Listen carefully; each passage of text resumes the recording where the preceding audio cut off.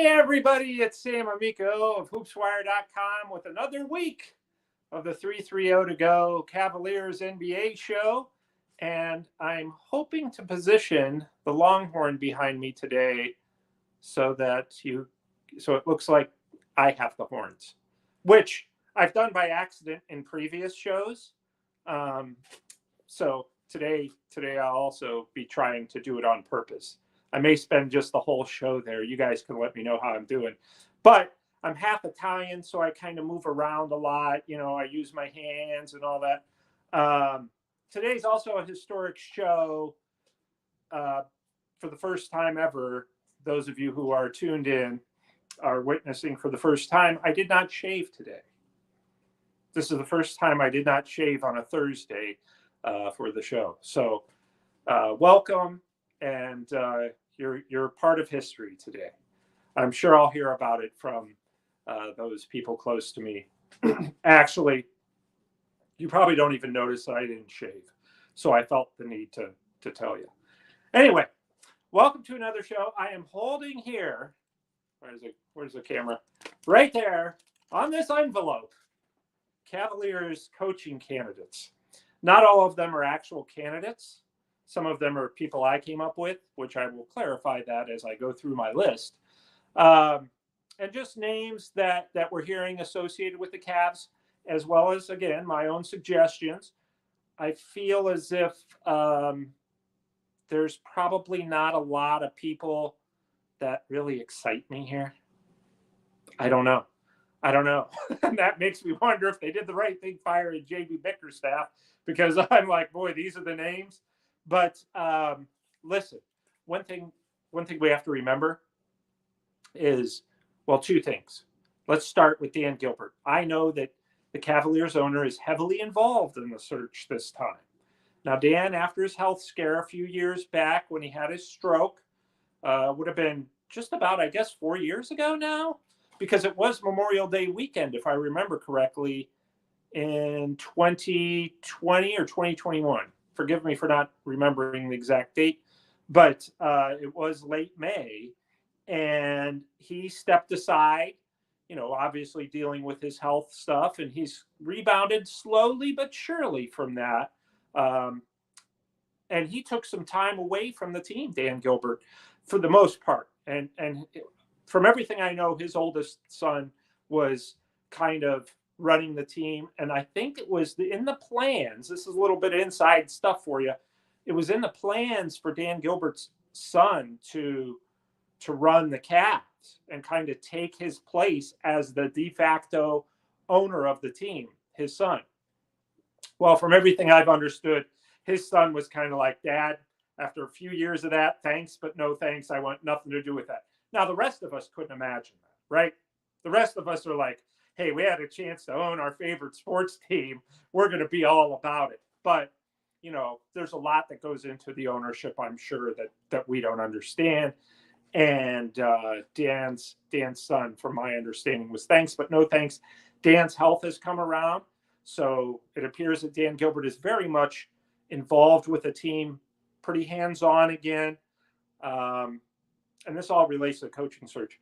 But, you know, I think that we saw that in the playoffs when Dan Gilbert sent out a few tweets about how proud he was of the team, gave a congratulations when they got out of the first round, and also said something about JB Bickerstaff, very kind words about JB Bickerstaff after JB was fired. So we hadn't seen that from Dan Gilbert in some time. The fact that he's tweeting that stuff out again alone shows you that I think that he's, yes, very involved with the team again, very passionate. And I think that's a good thing. He owns a team. He loves the sport, and he brings a sense of passion to it that, you know, fans, I think, appreciate. So I know I've always appreciated it. Anyway, so that relates to the coaching search, and because we're hearing all these names, or these names I'm going to talk about here in a minute. But if you remember, and I don't know that this was a Dan Gilbert hire. Let me say this. Kobe Altman, the president of basketball operations, is leading the coaching search. Okay. There's no doubt about that. But I know that Dan has his ideas and perhaps his own candidates that may be separate from Kobe Altman's. I think, and I'm not positive, but I think the John Beilein hire was something that Dan kind of stepped in and helped with at that time. And obviously that really backfired. David Blatt, I believe, was totally David Griffin's decision.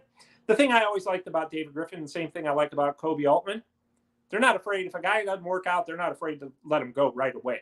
They did it with David Blatt, who obviously led them to the finals in 2014-15, and then was, 30-11 his second year, and they fired him anyway because things just didn't look good that second year. They didn't believe they could win a championship. It was the right choice because they did win a championship under Ty Lue. So I think that's, when you think about the coaching search, theoretically, you really want to get it right. Right? But we've seen this in the NBA all the time, especially today. It's almost like the GMs or team owners, front office have ADHD. And we saw the Milwaukee Bucks fire their coach midway through the season. We've seen John Beilein get hired and fired midway through the season. We saw Frank Vogel in Phoenix get fired after one season. Darvin Ham got 2 years with the Lakers, which sometimes seems like a lot anymore. And I'm not making fun of ADHD, by the way, because I haven't. In case you couldn't tell by this show, because I can't stay on one topic at a time. So I'm a proud wearer of the ADHD badge. Anyway, I think that we should get to this list. Let me tell you one quick Dan Gilbert story. So, was the year that LeBron James left. It was the first time I talked to Dan Gilbert one-on-one. And, the Cavs, after LeBron had left, were, I think, 7-9 at that point. So this was what, 2011? 2010. 2011. Is that right? I don't know. I'm sure you guys could figure it out. But anyway, that first season after LeBron bolted for the Heat, Dan Gilbert, I ran into him. He was taping a show, I'm not sure for what, after a game, like 2 hours after a game. I had just finished up my story. I was headed into the restroom. So was he. And there we met there, and Dan Gilbert stopped me and he said, what do you think about the team so far? And I said, hey, 7-9 at this point, that's pretty good, all things considered. I remember the Cavs opened that season, their first game after LeBron James had left for the Miami Heat, opened that season with a win at home against the Boston Celtics of Kevin Garnett. I believe Ray Allen was still on the team and Paul Pierce. So, there was still hope. And then they went 7-9 and looked solid, looked like they could sneak into the playoffs as even a 6 or 7 seed that year. And Dan Gilbert asked me, he said, what do you think about the team so far? And I said, look, the 1984-85 Cavs, which being 117 years old, I knew this, went 2-19. They started 2-19 under Coach George Karl, had World B. Free on that team, Phil Hubbard, a couple others that I'm sure I'm forgetting, John Bagley. So that team started 2-19, as I told Dan Gilbert there, and made it to the playoffs. They made it to the playoffs. Not only did they make it to the playoffs, they played Larry Bird's Boston Celtics in the first round, and that's when the first round was 5 games. Or I'm sorry, best of 5. Well, the Cavs lost that series in 4 games, but the final score of the series was tied. That's because Boston beat the Cavs in their 3 games by like 2 points, 1 point, and 2 points. So that's 5 points. The Cavs had 1 win in that series. They beat the Celtics by 5 points. So the final score of the series was tied 1984-85. Those Cavs started 2-19. And you know what Dan Gilbert told me? I'm surprised he didn't tell me, boy, you really need to get out more if you remember that. But what he actually told me was, really? I had no idea. I'll have to look that up. I didn't know. So I gave Dan Gilbert a little Cavs history, the owner of the team, which, why would he know that, frankly? I mean, If you, I guess if you bought the team, you would. Do you really look at every year what's happened? Probably not. Uh, and in Dan Gilbert's case, obviously not. But anyway, so why am I sharing that story? ADHD. Anyway, so we have our list, and I know Dan Gilbert's involved. I know Kobe Altman is spearheading the search. Mike Yancey, who's the general manager, now was promoted to GM. Former West Virginia basketball star. I believe he played at Olmsted Falls High School. Now the GM of the Cavs. Wonderful guy. Wonderful guy. And I mean, I like Kobe Altman a lot too. So that's not a shot at him. But those guys are leading the search. They're good people. They want what's best for the team. And I'm gonna get right to this list here. Kenny Atkinson, reportedly the front runner. I've heard that he's definitely a strong candidate. I don't know that I've heard that he's the front runner, other than I've seen other reports. We've run that on the website from other reports. Jason Lloyd, good buddy of mine, good writer, has called Kenny Atkinson the front runner. I trust that. I don't know, not to refute Jason, I just don't know if you have a front runner at this point. Maybe they have a guy they really like, and that guy maybe is Kenny Atkinson. He's a Golden State Warriors assistant, former coach of the Brooklyn Nets. He was the last coach fired. He was fired as the Brooklyn Nets coach the day before was it a day or two before the season shut down in 2020 because of COVID. So yeah. Here, you're fired. By the way, we're shutting down the league for a while. But he did a nice job in Brooklyn, I thought, with a very undermanned and young squad. Made it to the playoffs. Not a real buzzy, splashy guy. He's my age. I kind of think he looks like me, without the boyish charm. But he's a solid coach, and he's had a few years. He actually went to the Clippers right after the Nets, the season after the Nets, and coached 1 year under Doc Rivers with the Clippers. And then for the last 3 years after that, he's been with Steve Kerr with the Warriors. So, I think that being with Kerr has probably helped a little bit.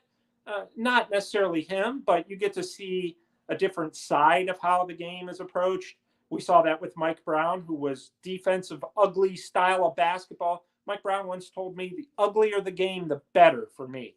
And we saw that for years and years with the Cavs. Well, now look at Mike Brown with the Sacramento Kings. They led the league in scoring a couple years ago. They're near the top of the league in scoring now. So, it really shows that Mike Brown really changed his philosophy with the Kings. And by the way, we've run some stuff on the website. He's having some contract negotiation issues there in Sacramento, which is just very interesting to me because this guy's the best coach they've had since they were like the Cincinnati Royals. By the way, Sacramento Kings, oldest team in the NBA, first team in the NBA. They started as the Rochester Royals. Don't quote me on the nickname, but they started in Rochester, New York, eventually became the Cincinnati Royals. But they were the first team in the NBA. Most people don't know that. They think it's the Celtics or the Knicks or, maybe there's other people who have lives and don't really care. But for me, that's important news. So Kenny Atkinson. We're never going to make it through this list. I've written, look at that, all the way to the bottom. I'm on number 1, and I'm talking about the Sacramento Kings. Anyway, so Kenny Atkinson, not a real splashy name. Seems like a solid coach. It's hard for me to know other than to see what they've done with their particular teams. These assistant coaches, it's hard to tell, guys who have never coached in the NBA. I thought Kenny Atkinson did a nice job with the Nets.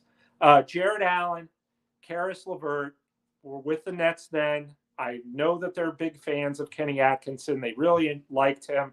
And I posted a story that Allen and LeVert love Kenny Atkinson. And all the comments said, who cares? What does Donovan Mitchell want? And you know what? I'm sure the Cavs feel the same way. So, yeah, I think that Kenny Atkinson would be somebody that the players would look at favorably. Did a nice job with the Nets. Okay, number 2. Now, these are in no particular order. This is just the list off the top of my head.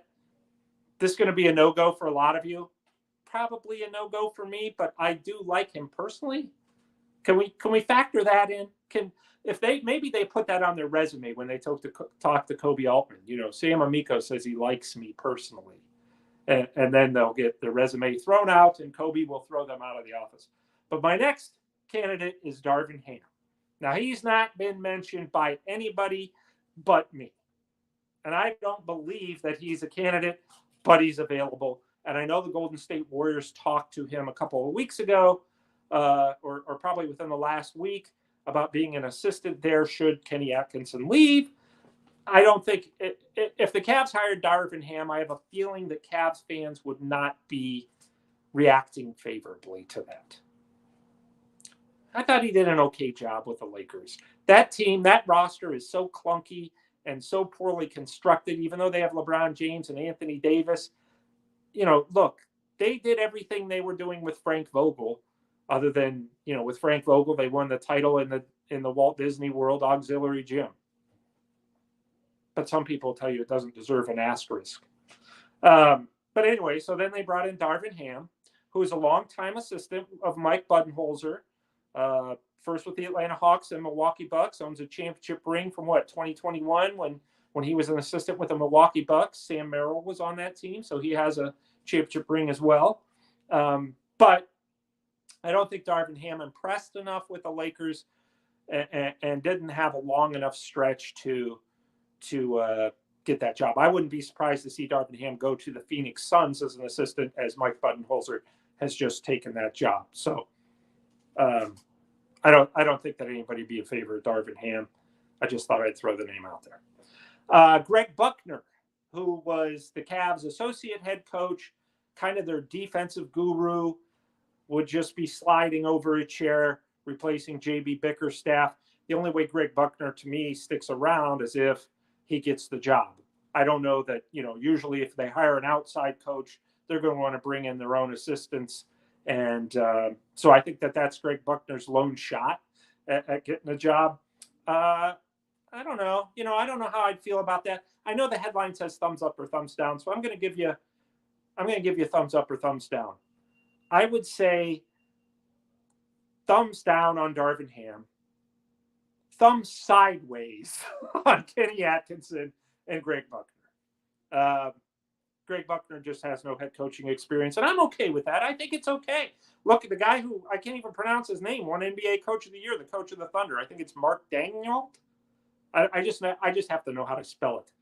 At least I did only have to know how to spell it until I started doing this wonderful program. I think that, and look, Taylor Jenkins with the Memphis Grizzlies a couple years ago, nobody knew who these guys were when they got the job. Now, Taylor Jenkins was, the Grizzlies were riddled with injuries. But before that, last year, he led them to the number 2 seed in the Western Conference. When he got that job, nobody knew who Taylor Jenkins was. Probably everybody watching this still doesn't have any idea who he is. Anyways, the coach of the Memphis Grizzlies did a nice job and was not a splashy hire. Same thing with Mark D in Oklahoma City, who won the NBA Coach of the Year this year, number 1 seed in the Western Conference. So, it doesn't always have to be a big splash. It just has to be a guy who fits. So the next candidate, Luke Walton, who was also, former coach of the Lakers, got fired before Frank Vogel? Yeah, before Frank Vogel was LeBron's first coach with the Lakers. And then he went to the Sacramento Kings, got fired from there. And now he's an assistant last season with the Cavaliers. One of the top assistants, obviously. Luke Walton played for the Cavs, and whose father, Bill Walton, just sadly passed away this past week after, I think it was not a very long battle with cancer, but passed away. NBA legend. NBA absolute legend. Probably the best passing big guy ever. Perhaps the greatest college basketball player ever, although my vote still goes to Austin Carr. But Luke Walton, I think, could be a candidate. I think that's going, look, the Cavs players would be, I don't think he's a real strong candidate, but I think he is a candidate just because he has previous head coaching experience and he did play for the Cavs and he's a big name. Yeah. Out of everybody on this list, he would be one of the splashiest hires just because he's Luke Walton and, Bill Walton's son and has made a name for himself. So Luke Walton, anybody I say that I give a thumbs up to, I'm just going to take grief for it. But I'll give a thumbs up to Luke Walton. I think you could do a lot worse. So, that doesn't mean – let's clear this up. A thumbs up doesn't mean I want that guy to get the job. I just think that would be a strong candidate and a guy who warrants consideration. Darvin Ham, however, wonderful person. No thanks. Not right now. Let him go coach somebody else first. James Borrego. Okay. Now, James Borrego is said to be a strong candidate for the Los Angeles Lakers. I think I've written like 217 stories on HoopsWire about James Borrego this week. But he's a former coach of the Charlotte Hornets. Let's say this. He comes from the San Antonio Spurs coaching tree. When he coached the Hornets, I think he coached them 4 years. In each of their final 3 years under James Borrego, they won 10 more games. So they won 30 more games than when he first took the job. Total. 10 more wins each year. With a Hornets team that was young and developing, and for his efforts, they canned him. So that's always nice. Hey, look at my job. How did you like that to go into your job review? The numbers are great. They couldn't be better. They haven't been better in years. Hey, you know what? You're right. Thank you. You're fired. So James Borrego is now an assistant coach with the New Orleans Pelicans under Willie Green. That's David Griffin's team. And he comes highly recommended. I would give him a thumbs up. Now, I know, again, not a splashy hire, but I think, just talking to people around the league, he's got a really strong reputation among GMs and scouts. And, I had one GM say, this guy's a really good coach. I know he's going to be a strong candidate in Cleveland if he doesn't get the Lakers job. There are rumors that he could be, if he doesn't get the Lakers job, that he could be an assistant coach with the Lakers. I would think if the Cavs really want him, you would prefer head coaching to assistant. A lot of that, of course, is going to be contingent on what Donovan Mitchell decides, which, by the way, there is no update on that. So don't leave us yet, though. I will talk about it more in a second. Well, more like an hour after I get through this list. Frank Vogel, just fired as the Phoenix Suns head coach, was coach of the Indiana Pacers when they were fantastic in the 2010s. They were really battling the Miami Heatles of LeBron, Dwayne Wade, and Chris Bosh. Frank Vogel was a coach of those Pacers teams. And then he went to Orlando. Orlando was terrible. They gave him no roster. And they started to get a roster, so they fired him. Went to the Lakers, won a championship. Didn't win a championship in the second season, so they fired him. Went to Phoenix before last season. I think he got like a 5-year deal. At least 4. 4-year contract. They gave him 1 year in Phoenix. That roster's a mess, if you ask me. Bradley Beal and Devin Booker, 2 shooting guards who dominate the basketball, and no point guard. And then you have Kevin Durant, who's not what he once was, but still very effective and could also use the basketball. But that thing didn't work out. The Suns got bounced in the first round, got swept. Frank Vogel, 1 year, fired. So I think he's a pretty decent coach who's gotten a raw deal. Thumbs down. Too vanilla for me. Don't bring in Frank Vogel. Why fire JB Bickerstaff if you're just bringing in Frank Vogel? And that's, speaking of which, the Washington Wizards fired Wes Unseld Jr. in the middle of the year, brought in a no-name named Brian Keefe. Brian Keefe, I'm sure he's a nice guy. The Wizards went 8-31 under Brian Keefe. That means they won 8 wins. They won 8 games and lost 31 when he was the interim coach. Well, guess who the Wizards hired as their full-time coach yesterday? Brian Keefe. You know, that's a franchise that has not. Here's more information that shows you I really, really need more friends. The Wizards have not won 50 games since 1979. And we wonder why. Can you imagine? They haven't even hit 50 wins. I don't know how many years ago that is now. 35? 45. 45 years. They haven't, they haven't. That's 45 years. You haven't hit 50 wins in an 82 game season. Interestingly, that was the last year the Wizards went to the finals, and they were back then known as the Washington Bullets. But they felt obligated to change their nickname, which I don't know how practicing wizardry is any safer than stationary bullets sitting on a shelf. But nonetheless, they're the Wizards, and they stink. And I would have waited and hired J.B. Bickerstaff if I were them. Nothing against Brian Keefe personally. Just, why did you fire Wes Unseld Jr. if this is what the movie we're going to make? Okay, back to the Cavaliers, who have issues of their own, though not quite as major as the Washington Wizards. We're hearing the name Johnnie Bryant. Yeah, Johnnie Bryant. Johnnie Bryant is a former assistant with the Utah Jazz, a Donovan Mitchell favorite. Now, that's when Quin Snyder was the coach of the Jazz. He's now the coach of the Hawks. I've heard from numerous people if Quin Snyder had been available, he'd be the Cavs coach. That's it. They would just hire him right now. Well, that's not going to happen because he's the coach of the Hawks. I do have Quin Snyder's story, but I'll wait till all this is over before that. And it involves myself. Johnnie Bryant, he's a former point guard, played at the University of Utah, Jazz assistant, Donovan Mitchell favorite, coaches under Tom Thibodeau as an assistant with the Knicks. I say, why not? Thumbs up. Thumbs up on Johnnie Bryant. I'm open to that. He really kind of came through the grassroots level, too, was coaching a lot of AAU, had kind of a specialist camp where he would train players individually, then became assistant coach of the Jazz. I kind of like his background. It's unconventional.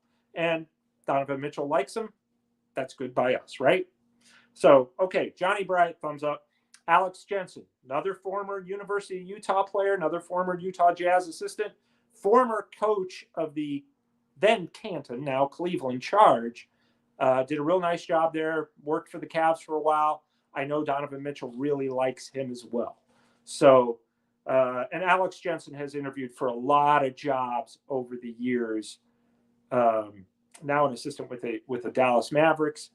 So, probably if you're going to interview him, you're going to have to wait till after the finals, assuming that Dallas does not blow a 3-0 lead and against the Minnesota Timberwolves. So I do like Alex Jensen as a candidate. I think he's a guy, I loved Alex Jensen as a player. Was just fantastic at the University of Utah. Played, I think, with Keith Van Horn. Do you remember that guy? Wore his socks up to his knees. Was a dynamite college player and a pretty decent pro. Not bad. I think the horns are right over my head, by the way, right now. JJ Redick. I know everybody has very strong feelings about JJ Redick. JJ Redick, former NBA sharpshooter, has never coached. He's been in the broadcast booth with ESPN since his retirement. Just one of the all-time great shooters in NBA history. And, it worked out for the Golden State Warriors when they hired a former sharpshooter out of the broadcast booth in Steve Kerr. Now, Steve Kerr, of course, was the GM of the Phoenix Suns before he went to TNT, was one of my favorite broadcasters with TNT, one of my favorite analysts, and then he took the Golden State Warriors job. JJ Redick is not one of my favorite analysts, so I would encourage him to get into coaching. I don't know. Look, people want JJ Redick because he's LeBron's friend. And he and LeBron have a podcast together. So people think, hey, you hire JJ Redick, you get LeBron back. I don't think that's the case.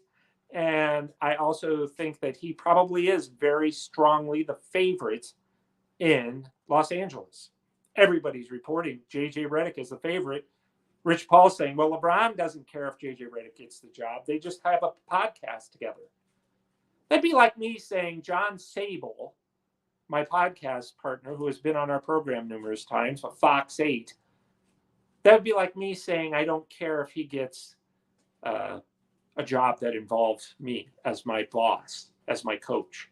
Of course I would want him to do it because I would tell him exactly what to do. And John is kind enough to listen. So I think that JJ Redick, thumbs up for the Lakers job, thumbs down for the Cavs. Now, I don't think that that's something that would win the room in Cleveland. I just don't. I don't think that win over the locker room. I think the players, he'd be too fresh. He'd probably be like, "What? Why is this guy telling us what to do?" He hosts a podcast with LeBron. I think if he coaches, he would probably have to give up that podcast, right? That would keep me out of coaching. Okay. Now, these last 1, 2, 3 are my names. These guys have not been linked to the Cavs. These are just guys that I might take a look at. Just 3 of them. Okay. Number 1, David Adelman with the Nuggets. He's interviewed for jobs for years. That's David, Adelman. His dad, Rick, was a longtime coach in the NBA, coached the Portland Trailblazers when they were back in the 90s, when they were making the finals in the late 80s and 90s. Clyde Drexler, Terry Porter. Who else was on those teams? Kevin Duckworth, the late Kevin Duckworth. Jerome Kersey, also, who has passed. Cliff Robinson, just very exciting teams that reached the final. So that was Rick Adelman. Adelman. Sorry, I keep mispronouncing it. He went to Sacramento, I believe, Rick Adelman. Maybe Minnesota. I'm not sure. But anyway, his son is David, and David's a longtime assistant. He's now assistant coach with Mike Malone, Denver Nuggets. I like him, and I think he's a prime coaching candidate. I don't know that he's the answer right now for the Cavs. So I'm not giving these guys thumbs up or thumbs down because they're kind of my own list. So, yeah, David Adelman, I would say would be a strong candidate. I just don't know if the Cavs want to go that route right now. Maybe. He's a candidate with the Lakers. So is the other guy that I'm about to name, Chris Quinn. I actually have 4 names on this list. Chris Quinn with the Miami Heat, former Cavs point guard, played very sparingly in the NBA. Great player at Notre Dame. Probably early 2000s Cavs point guard, late 90s maybe, somewhere in there. Now assistant coach under Eric Spoelstra with the Miami Heat. Hey, man, anybody who's been coaching under Spoelstra and who's a point guard that played in the NBA, I would give that guy a thumbs up if they made that hire, because Chris Quinn has been an assistant for a long time. An assistant for a long time, but also a candidate for head coaching jobs, constantly getting interviews and just not getting the job, getting beat out by other guys. But he's had he's a big name, and people really seem to really like him. Now here's an out of the box candidate, Jannero Pargo with the Indiana Pacers. His brother Jeremy played for the Cavs. Jannero was a point guard for a long time in the NBA. I like him because he's been an assistant under Rick Carlisle, and we saw what the Pacers did this year. And he's a former NBA point guard. I always like former NBA point guards. Doesn't mean it always works out, but one of the greatest coaches in the Cavs history, maybe the greatest. There's Lenny Wilkens obviously would be my pick for probably the greatest. Ty Lue, another point guard, former NBA point guard who became a coach. I like those guys. And maybe that's because I'm a point guard, but I'm a ball dominant point guard. I like to just bring the ball up and shoot. And it, 50-50, probably 30-70 in my favor. Anyway, so Jannero Pargo, kind of an outside the box thinking, has not been linked to the Cavs, but I think potentially could be. And the other guy that I really like, number 4, this guy I would give a thumbs up, even though I said I wasn't going to do that. Antonio Lang, who's an assistant. Antonio Lang, former NBA big man. I like him, not a point guard, but a former NBA big man who was coaching with the Cavs for 4 years, just before this past season. Well, this past season, guess where he went? Quin Snyder in the Atlanta Hawks. Before that, Antonio Lang was a assistant coach with the Utah Jazz with Quin Snyder. Donovan Mitchell was there. George Yang was there. So I kind of like that. I think Antonio Lang would be a very good head coach candidate because of his relationship with not just Quin Snyder, but Donovan Mitchell, and having played in the NBA. And I think he could be a good candidate. So there you go. If you want the copy of the list, ask me and I'll take a picture of it and email it to you. But for now, we're done with it. And that didn't go very well. It was supposed to go behind me. There we go. Now I need a big crashing noise, like David Letterman used to have on his top 10 list. So, quick Quin Snyder story. Quin Snyder is, I think, a year older than me. We went to basketball camp together. We were at the same basketball camp in high school. I think it was called the All-American Cage Classic. I was not an All-American, by the way. That was just the name of the camp. So, Quin Snyder's actually from Mercer Island, Washington, which is a very wealthy suburb of Seattle. It's actually an island up there in the Pacific Northwest. And his dad, Quin Snyder's dad, was a catcher for a little bit, I believe, in the San Francisco Giants farm system. So, he had a very much baseball background. And Quinn was a McDonald's All-American as a player. Well, we went to basketball camp together. We were in the same room. And there was 4 of us. And Quinn was 6'1", 150 pounds. So, I mean, his legs were like this big around. Very, very, he looked like a pogo stick with a head at that time. And he was entering a senior year of high school. I believe I was entering my junior year. And so it was the first day of camp. And Quin Snyder says to me, we're sitting alone in the room. My first impression was, this guy looks like a future dentist. That's what he looked like to me. Not a basketball player. I mean, he was skinny. He had that, and he had, some length to him. So Quinn says to me on the first night of basketball camp, hey, a bunch of us are going down. No, I'm sorry. It was the first, say basketball camp started on a Monday or a Tuesday. This was a Monday night. And so, but we all got to our rooms that night about 6 o'clock, and then the camp was starting the next day.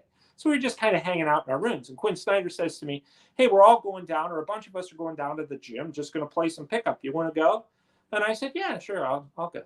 Of course. So Quinn said to me, are you being recruited by any colleges?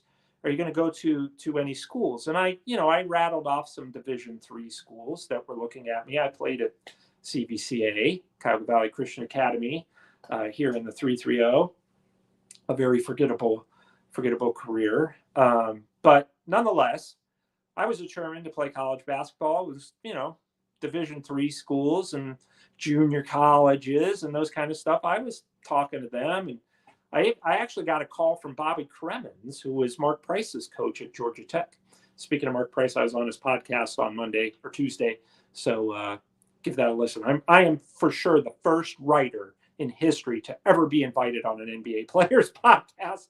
So I've been on there 5 times. This was time number 5. I don't know that he'll have me back, but anyway, his college coach one day called me on a Saturday morning and said, Sam, it's Bobby Cremens, the head coach at Georgia Tech, and I hung up on him. Back in the days when you had the landline, I just hung up on him. Like, it's one of my buddies playing a prank, But he called me back anyway, and he wasn't recruiting me. He was giving me a list of coaches that he thought might be interested in me. Very nice guy. So anyway, where was it? Quin Snyder asked me.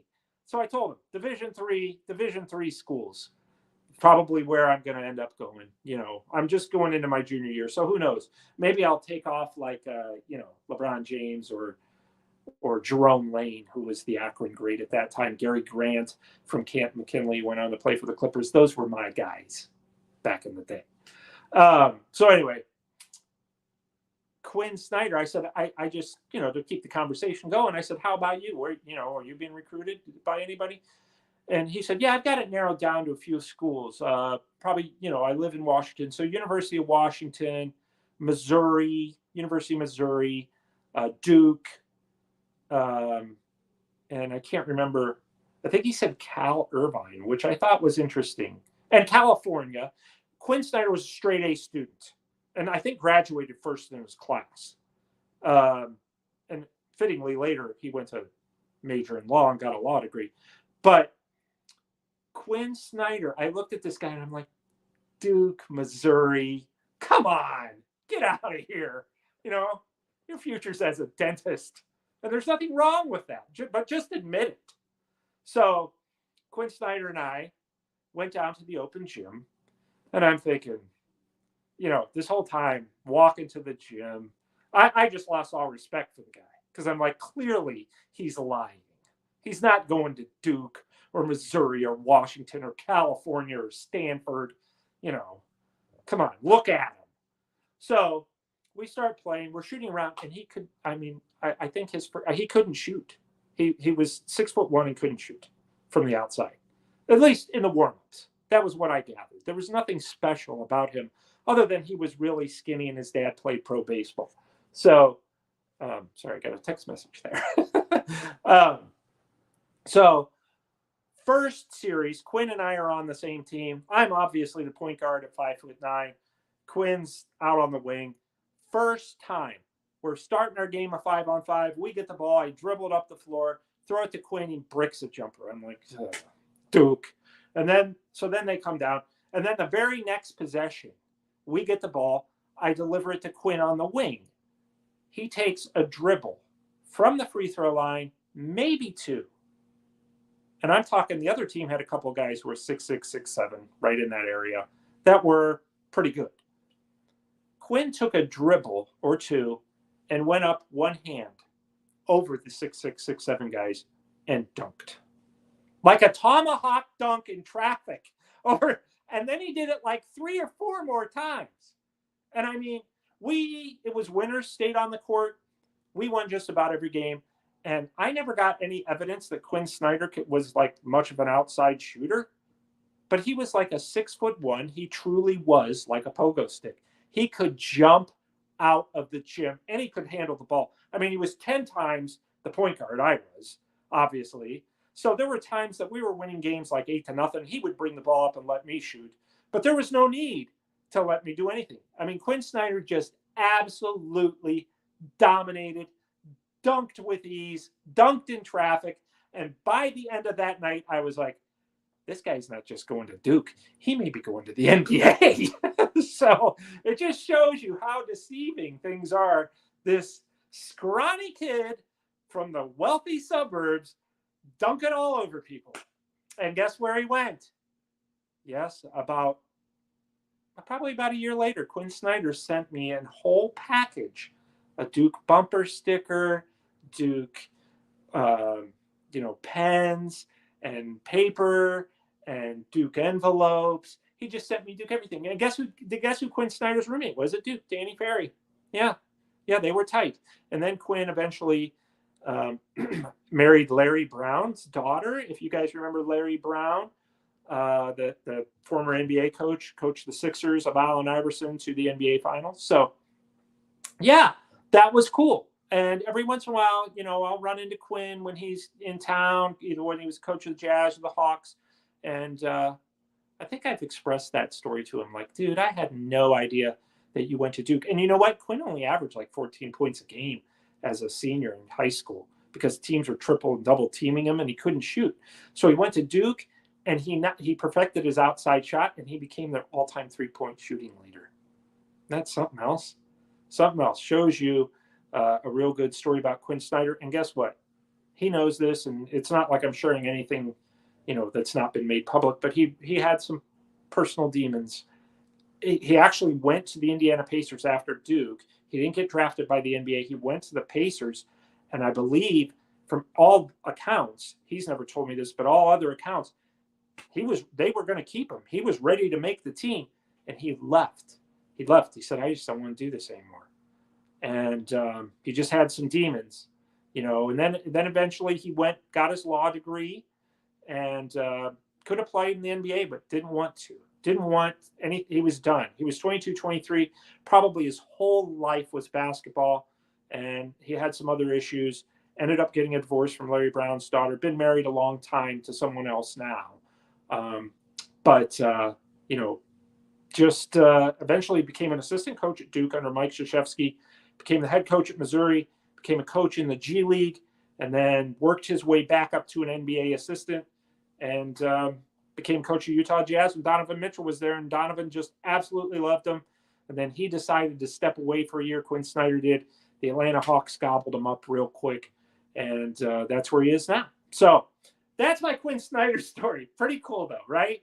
Because I just thought, Duke.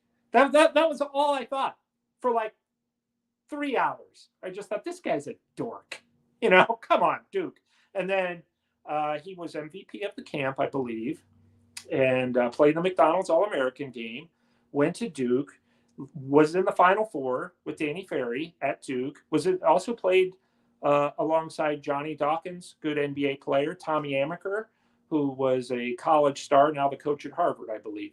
So, yeah, Quin Snyder. He is not a Cavs coaching candidate, by the way. And that's kind of where we stand with the Cavs coaching stuff. I promise to talk about Donovan Mitchell. So we'll cover that real fast. Here's what I know. Nothing. It sounds like it's the same deal. Cavs are optimistic that he's going to sign that, or he's actually signed, so not re-sign, but sign a contract extension. I think that's, they're optimistic. We've talked about that. I think that's where they stand. Look, Donovan Mitchell's off doing his own thing right now, as are all the players. I believe Donovan Mitchell has a basketball camp coming up. My good friend Mark Price has a lot of camps coming up. I would urge you to check those out. Just Google Mark Price basketball camps. I don't have a link to it. And if I tell you anymore, I'm going to make him pay me for a free, for a not so free ad. But he has one coming to Hilliard, which is near Columbus, I believe, and then North Canton. Usually has been doing them in Medina. I don't think he has one there this year. I did not ask when I was on this podcast. I figured I'd let him promote his own camp. I'm too busy promoting my head in a steer's horns behind my head. Anyway, so Donovan Mitchell, nothing new to report. Think that there's good news there. The Cavs seem to believe that. Right now, they're focused on the coaching hire. And guess what? They got a draft pick to make in a month. We talked about that, number 20 pick. Darius Garland. Same news. I think if Donovan Mitchell signs the extension, they are going to trade him. Whether that's because of Darius Garland's camp or the Cavs camp. I think that Darius Garland's camp, Rich Paul, would like Darius Garland traded if Donovan Mitchell signs that extension. And guess what? I think the Cleveland Cavaliers would like Darius Garland traded too. So, and it's, again, nothing personal. Great kid. No problems. And Darius Garland's dad, by the way, Winston Garland, most people don't know this, really good player in college. Played at Southwest Missouri State, used to crush Cleveland State back in the Kevin Mackey, Mouse McFadden days. And I'll tell you, I don't know that I've ever loved a college player more than Mouse McFadden when I was a little kid. Well, early teen, not little kid. But I loved Mouse McFadden at Cleveland State. You don't know those stories? YouTube them. YouTube, Cleveland State basketball, 1985 or 6, somewhere in there. That Cleveland State team actually lost to David Robinson's Navy team on a terrible call in the NCAA tournament after making it to the Sweet 16. And had that Cleveland State team won, they would have played Duke in the Elite Eight, which beat Navy that year. If you guys, I'll tell you what, I could just do a whole history show just to show you that I need a life. Speaking of history, I want to promote this book because I've been reading it, and it's fantastic. It's The Miracle of Richfield, and the author, Roger Gordon, doesn't even know I'm mentioning this, but this is the Miracle of Richfield book. I think it's like 6 or 7 years old anyway, maybe even more than that. Because the foreword is by the late Nate Thurmond. No, 2016 it came out. Nate Thurmond, who played at Central Howard High School, NBA Hall of Famer, and played on this Miracle Richfield team in Cleveland. His best years were with the dreaded Golden State Warriors, who we didn't hate then, but that's who he played for. So, and Darius Garland's dad, by the way, also played for the Golden State Warriors, Winston. But this book is just outstanding. It's brought me to tears. I was too young for the Miracle of Richfield, which of course was 75, 76. Austin Carr, Campy Russell, who have become friends of mine from my connection of Fox Sports Ohio. I think if my dad were still here, he would probably think that's the coolest thing about me, is that I'm friends with Austin Carr. Not only am I friends with Austin Carr, but I set up his Twitter account. So you have me to blame for that. I set it up for him because he didn't know what he was doing. But there's a lot of other areas of life I don't know what I'm doing, and he helps. So yeah, I would highly recommend that book, Miracle of Richfield. As far as the Cavs coaching search, all I can tell you is I believe that they want it to, they would like it to wrap up before the draft, as far as everything I know. That's just a natural thing. You want to have a coach in place to help with your draft pick. He's not going to have everything, he's not going to have a lot of input, but he will have some, because he knows guys who may know your prospects. So I think that obviously having a coach will help with the draft, which I believe is June 26th and 27th this year, 2 rounds. Rachel Hill, my good friend, who was on the show here, I said they should have 3 rounds, and she agreed on Facebook. So really, if I say it, it's kind of dumb, but if Rachel agrees, that makes it awesome. That's the way I look at things. And I think without trying, the horns are directly above my head. We're going to just have a whole show here where I said we'll do nothing but the horns. So I think that should wrap it up. If you would like my list, I don't want to give you my list because I want to hear your list. I like the feedback on your list. And really, there's probably some candidates out there that I haven't mentioned. And what I was going to say at the beginning of the show that I got pulled away from because of my own troubled mind was we didn't know the John Beilein hire came out of nowhere when they hired him. It just came right out of nowhere. Nobody knew that John Beilein was going to be the coach until the last minute. His name was not in circles like Woj, Shams Charania. Those guys weren't reporting John Beilein as possible coach for the Cavs. It was just, hey, look who we hired, everybody, by surprise. So I wouldn't be wildly surprised if we see that again. Maybe it'll be Kenny Atkinson, but maybe it'll be somebody who comes right out of the blue. Please follow along on HoopsWire, as I know many of you already do. That is, theoretically, hopefully continuing to put my children through college. Not entirely, but it's helping in that area. So as long as they don't go to Harvard or Yale, which I have no worries about with my youngest one, we'll be okay. So with that in mind, we will talk to you next week. Thank you so much for joining. See you next Thursday, 6 p.m., where hopefully we'll have even more Cavs stories and Quin Snyder stories and all those kind of weird stories. Thanks so much for joining. We will talk to you then.